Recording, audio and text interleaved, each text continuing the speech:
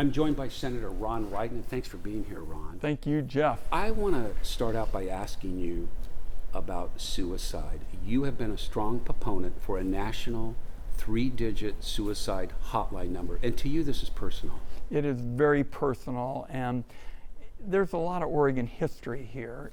Gordon Smith and I, this is no secret, both had family members that were very much affected by mental health, and of course the tragedy in the Smith family. My brother was a schizophrenic. Every night for years on end, we felt he would be on the street and he would hurt himself or someone else. And what we did yesterday with Dwight Holton and Lions for Life was, in effect, lay out the case for Oregonians being involved in the home stretch of getting a 3-digit dedicated line for those who might be looking at suicide.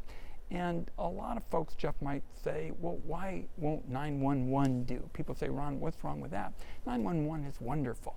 But 911, we know, might be Mrs. Smith calling up and saying, I got a dog who's barking, loudly. What we need is to make sure that there are skilled, professional people on the end of a dedicated line so that those folks who might just at the last minute, almost as an impulse, decide that they're going to end their life, they'll have somebody who will say, there's another way.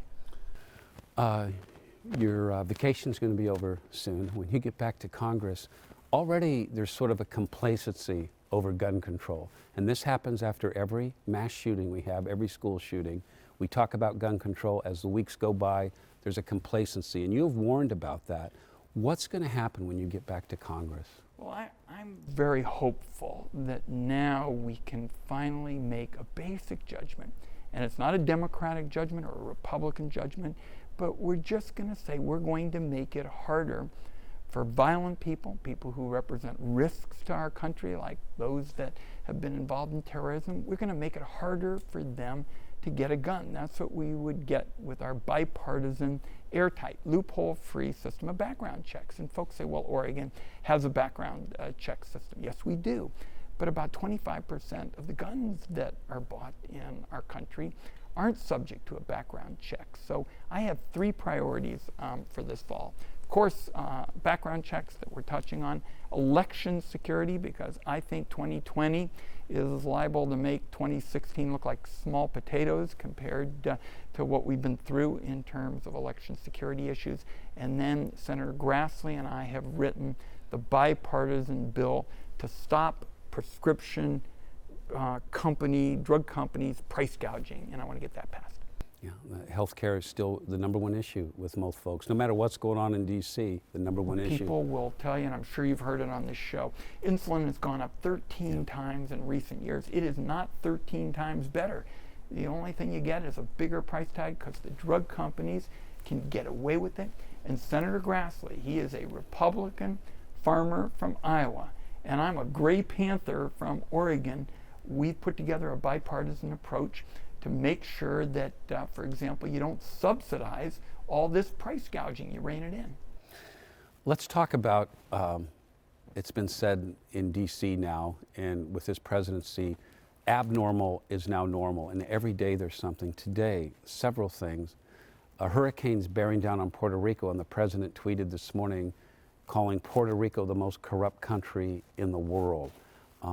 You were very vocal when the president said he wants the G7 to be held at his Doral Country Club in Florida, and not seeming to think that there were any improprieties with that. And you put out a statement yesterday on that. Is abnormal the now normal, and is there any sort of congressional check on any of this?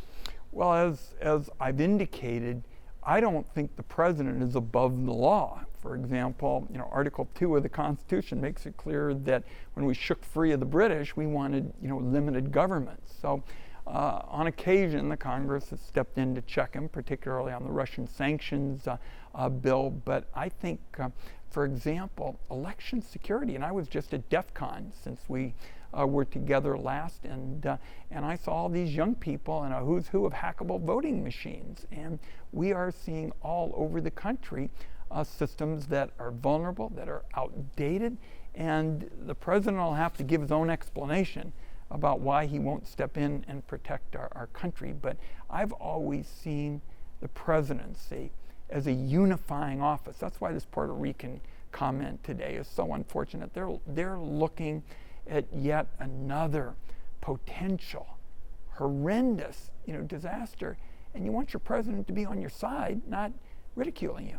Whether you're Democrat or Republican, it seems funny that a U.S. president would put you up for ridicule with a hurricane bearing down on your country.